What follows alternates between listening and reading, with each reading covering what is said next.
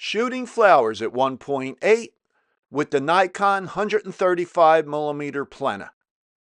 In this edition of Jules Voto's Photo Focus, we're going to be looking at a bunch of pictures of flowers I took in my cousin's garden with the Nikon Z8 and the 135 Plena, all wide open at 1.8.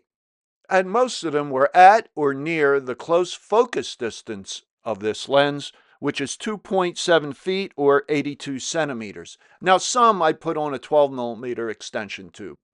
And one of the things that's nice about having a 45 megapixel camera such as the Z8 is the ability to crop extensively, although only on a few did I really crop in close. Okay, now right up front here, let me just tell you why you can't count on a great lens and camera to make great photos. You could take great pictures with a cell phone or with a very inexpensive camera. The camera, the lens, does not make the photo. The photographer does. You need the ability to see great pictures, to take great pictures. And of course, you need great lighting, a great subject, great composition. Your exposure needs to be right on, usually. So there are a lot of factors that go into making great images. A lens helps. A good quality lens helps. A lens such as the Plena, which has some unique qualities. It's extremely sharp, wide open. Its bokeh is absolutely beautiful. It will completely throw backgrounds out of focus, enabling you to shoot pictures in a busy environment without a distracting background or with the lens blurring that distracting background. It gives you perfect circles out to the edge if you pick up a light source in the background. So it's got a lot of great qualities.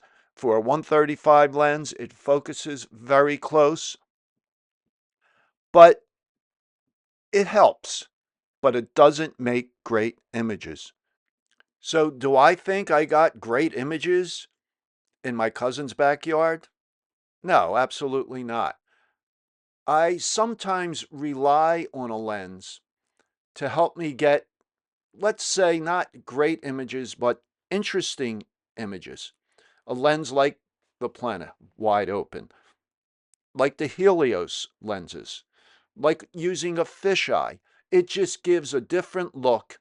And if you're not feeling very creative or your subjects don't lend themselves to great photographs or even really good photographs, a lens can help just give you a different look.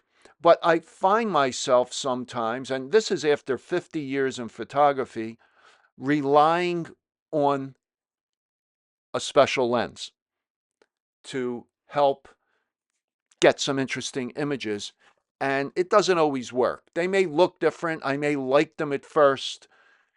And I've said this before, sometimes you'll take a picture, you'll be in an environment that you really like, you're on vacation, let's say, in a great scenic situation or in a garden with a bunch of flowers. And I like photographing flowers.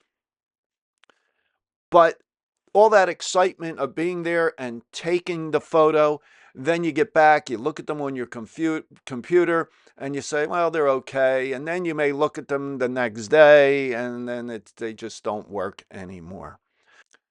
But unless you're getting paid to take the pictures, unless you're doing a professional job that you were hired for, then who are you taking the pictures for? Usually it's for yourself.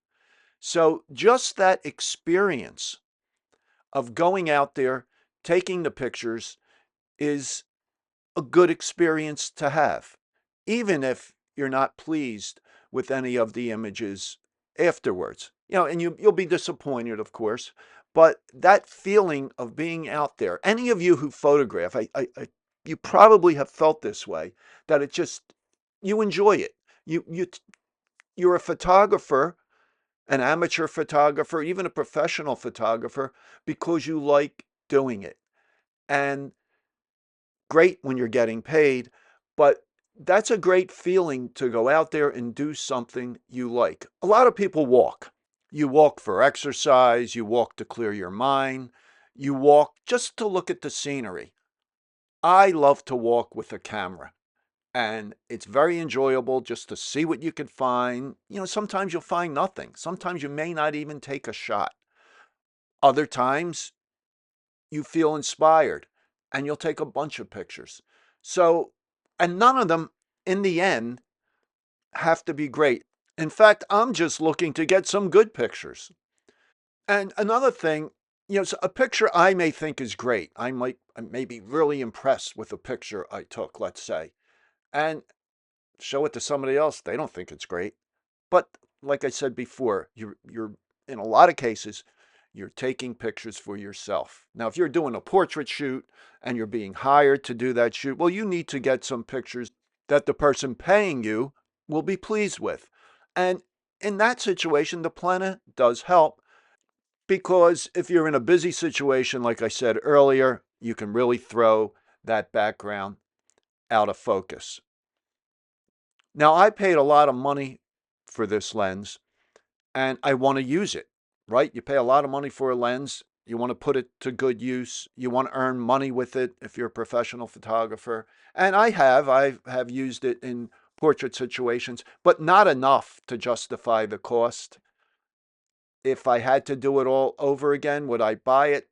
Probably, because I love this lens. I love the look it gives, but it hasn't been a money maker for me. Let me put it that way. A lot of the portrait stuff that I do are studio type portraits. I'm not shooting wide open. I'm using a background. They're for public relations purposes, a lot of these photos. So I'm usually shooting at f4 or 5.6.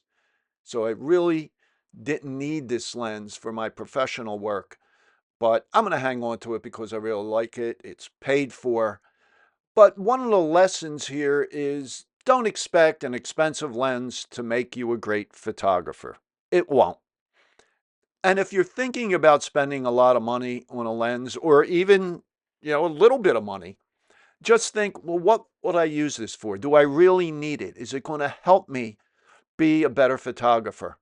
And then, and only then, go ahead and make the purchase. So I'd like to hear from you. Leave any questions or comments in the comments below.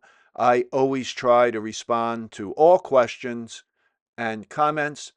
And let me know specifically what you think of using this lens at 1.8 for flower pictures.